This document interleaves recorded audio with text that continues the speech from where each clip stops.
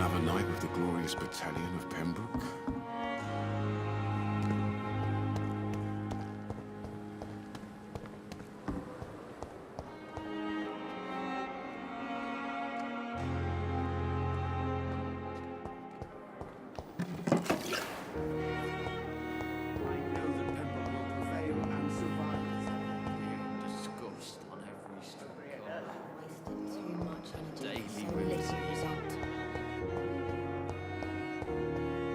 Simpletons, these nurses. Bred with no respect.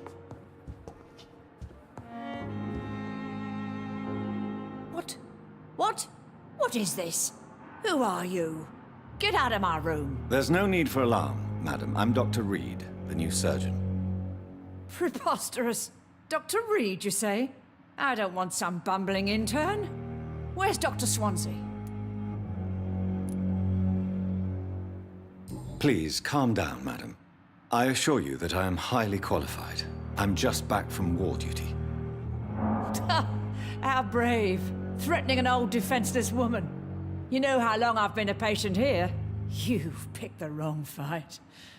I'm Harriet Jones. Harriet Jones? Indeed. I've been meaning to have a chat with you. You know what goes on here better than any other patient, I gather. Oh, better than any patient, nurse or doctor. I've seen so many vile undertakings. I heard there have been some despicable goings-on. Was there a case of blackmail? Blackmail? Wait. You're investigating something. This isn't a social call. One of those incompetent cunts slit a poor sod's vein. I assure you, madam, this is not an investigation into a possible medical error. Debauchery, then? Nurses Crane, Hawkins, Brannigans, whores, all of them. They can't keep their legs shut. I've seen them scratching slutty sores. Really?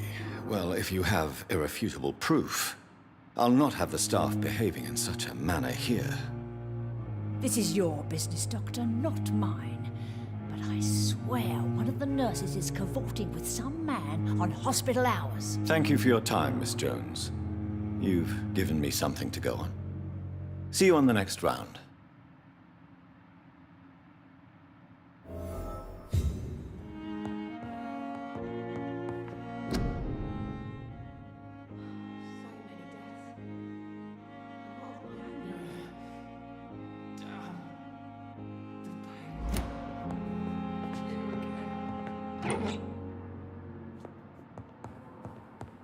The patients and staff might know something. I'll start my investigation with them. Good evening, nurse. Good evening, Doctor. I don't think we've been introduced yet. My name is Pippa Hawkins. And I'm Dr. Jonathan Reid. Dr. Swansea has recently offered me a position in this hospital. Well, it's a euphemism that your help will be appreciated, Doctor.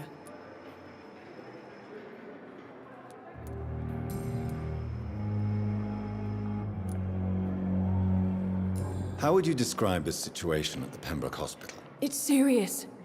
The flu is wreaking havoc amongst the staff and patients. We are running out of everything. Nurse Hawkins, the Spanish flu won't last forever. Even the Black Plague didn't kill everyone. I wish I could believe you. But what if this epidemic was worse? What if in the end, nobody was spared?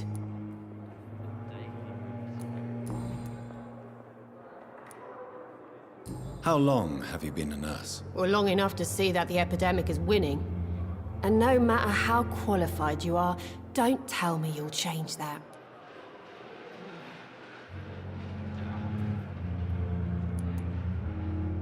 You'd be surprised what dedication can achieve, Nurse Hawkins. In medicine, sometimes we're just a test result away from a miracle. Sorry, Doctor. I don't want to sound bitter, but I'm just too tired to give a pep talk like Nurse Brannigan.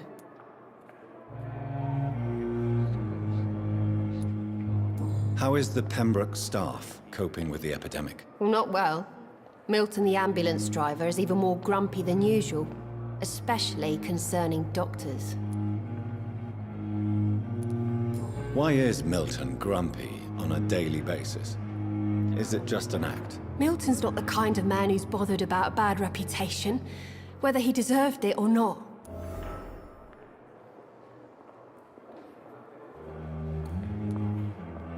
Why does Milton dislike doctors? I don't know. Just ask him. But be warned, Milton is not the chatty type.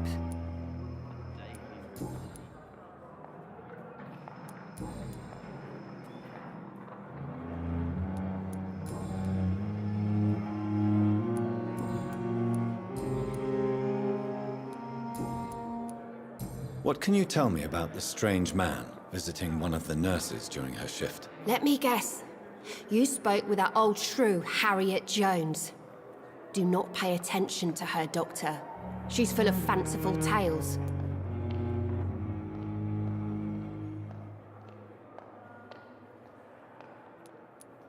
No matter how you feel about her, Miss Jones deserves our help. Who says I don't care for her? Hate is what keeps that old crone alive. She could have been telling the truth about the mysterious man. That old witch will end up in hell soon enough. Who cares if a nurse finds some happiness where she can?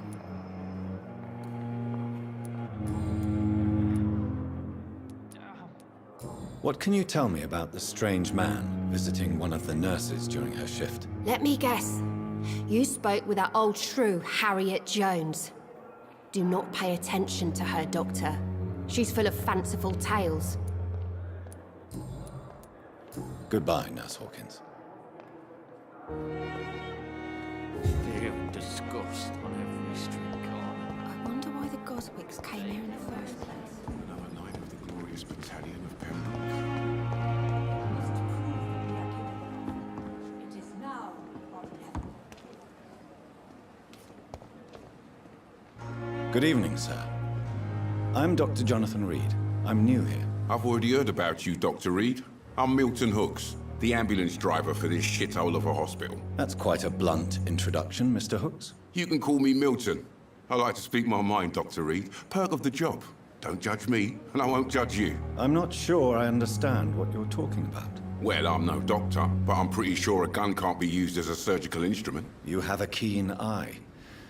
I learned to shoot during the war, and have carried one ever since. Old habits die hard. No need to explain, Dr. Reid. And if you ever need a better gun, remember, I may have something for you.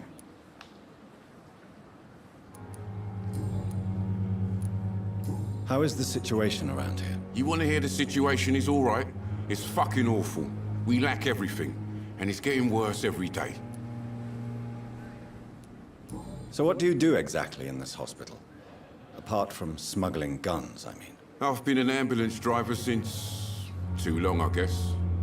I'll bring sick people here night and day. It's a dirty job, but I get it done. Most of the time. It sounds like things have been a bit rough recently. What's happened? Yesterday I got attacked by the patient I was bringing here. I escaped through the hospital's garden, but I lost my wallet when I was running. You left an infected patient outside the hospital? That's incredibly dangerous. Go there yourself if you want, but be careful, Doctor. I'd rather not bring your dead body back.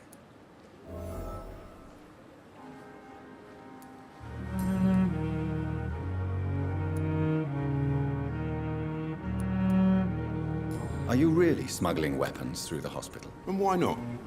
I've already been attacked by patients, you know. And by gang members willing to steal my money. But you're not defending yourself. You're selling guns to civilians. You keep people alive your own way, Doctor. I offer them another way to protect their health.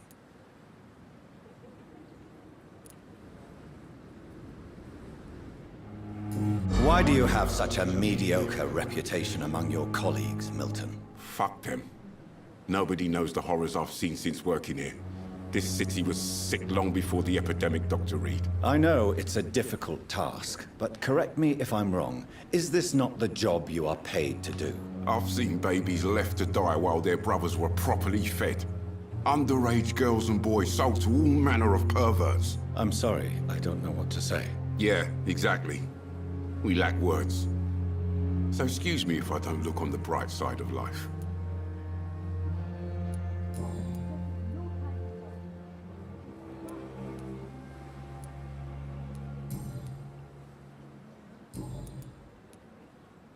Have you heard of any underhand dealings going on in this hospital? There are a lot of secrets round here. I'm not surprised someone tried to make money from them. What kind of secrets? I'm not in the gossip business, Dr. Reid. If you want to know more, you better talk to Harriet Jones. She's the eldest patient here.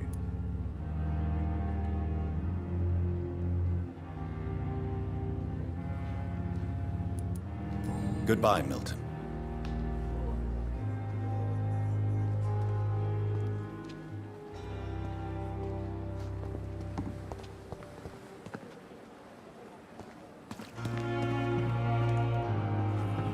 Glorious battalion of Pembroke.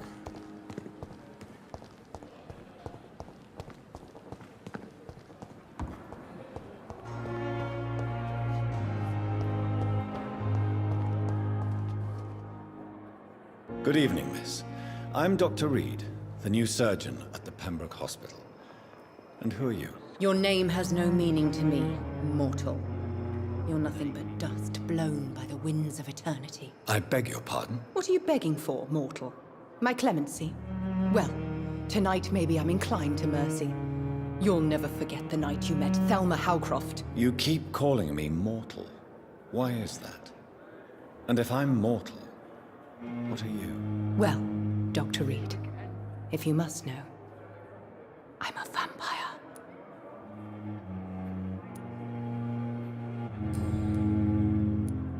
And why do you believe you're a vampire? I don't need to believe anything. It is what I am. It is what I feel within this hollow shell of flesh. Please, describe to me how you feel. What is it like to be a vampire? I can hear my body crumble from the inside as my flesh cracks and fades. I sense the last pulse of postulant blood within my drying veins. I need new blood. I see. Have you ever heard of Cotard syndrome, Miss Howcroft? Never. It's a mental illness discovered by a French neurologist named Jules Cotard. The affected patients are delusional. They believe that they are putrefying, that they are dead, a ghost or a ghoul, or in your case, a vampire. Delusional, you say? Oh, sad and petty mortal. You can't even begin to understand the concept of immortality. And you think it is I who am delusional. I'm assuming you must be a patient here. Am I right, Miss Howcroft? It's only a cover. To hide from my enemies. I can leave whenever I want. As a woman, a spirit, fog, or bat. Who are these enemies you mentioned? Can you describe them? I cannot say for sure. But I sense their eyes on me from nearby. I feel them watching me every time I visit the garden near the morgue. The staff here are not your enemy. They're here to help you, to care for you. I'm not speaking of the doctors in white. I'm speaking of the men and women who hunt me. For I am a vampire! I see. Don't worry. These people will not find you here. I'll personally make sure they leave you alone. Thank you, mortal. But do not interfere with them, for you are no match for those that hunt me.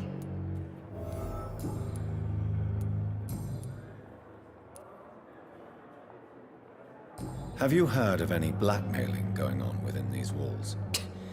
I have no time for mortal games. My secrets are beyond their comprehension, Dr. Reid.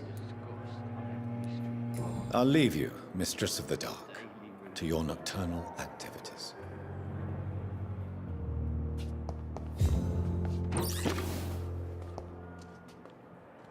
Good evening, sir. Can I help you? Unless you're here to fix my face. No. I don't think you can help me. I'm Dr. Reid. I've recently taken the position of head surgeon here. War injuries, am I right? You guessed right, Doctor. German shell took my pretty little mug right off. But they still call me Thomas Elwood. How is your stay with us, Mr. Elwood? Oh, it's bliss. I just escaped death in the trenches to be surrounded again by the moans of the dying. Can I ask you precisely why you're a patient here? It's the pain, sir. The drugs don't work. It just hurts under The scars, if you get my drift. Can I do anything for your pain? Nurses gave me a bunch of pills. No effect. Told you. It's like the flames are under my skin, burning away. Who is treating you? Is someone in particular looking after your case? Nobody since the old and tired doctor spoke to me. Started to think I was forgotten about. Wouldn't blame you. You don't seem worried by that. My face hurts so much more when I smile or cry. I've learned it's easier not to speak. But be assured I'm smiling inside.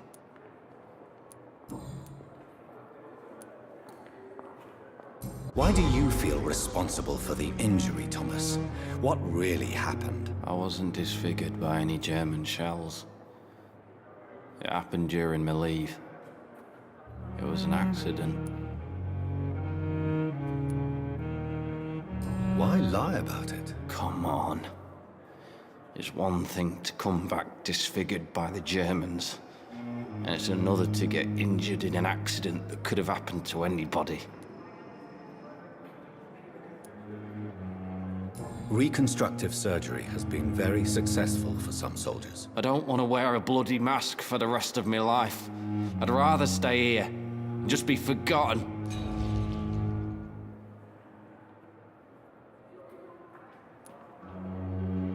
Tell me what really happened then. I went with a whore in Rouen.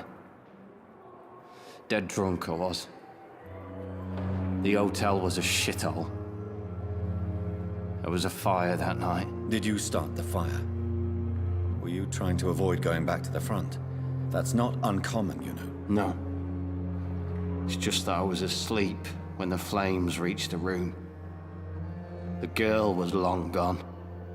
Bitch never woke me up. Left me to burn.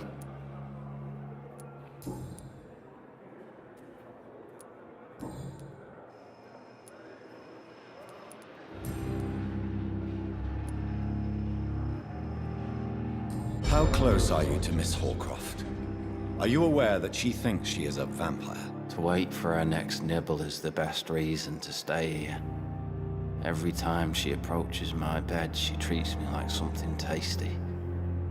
A normal person. Aren't you afraid? She may hurt you if the game goes too far. She's quite harmless, I can assure you. Her head's broken inside is all. While I'm busted on the outside. But she's still beautiful. Living proof that there's hope for me. So do you let her bite you? You know that's not sanitary. And why not? She's only supping a few drops of my blood. And the pain, it's real for once. She could decide to bite less willing patients. Then it's another good reason for me to stay here, Doctor. You do realize she's mentally disturbed.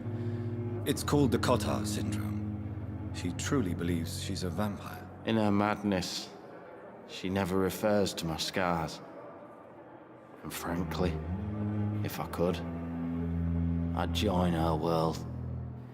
It seems much more fun than the real one.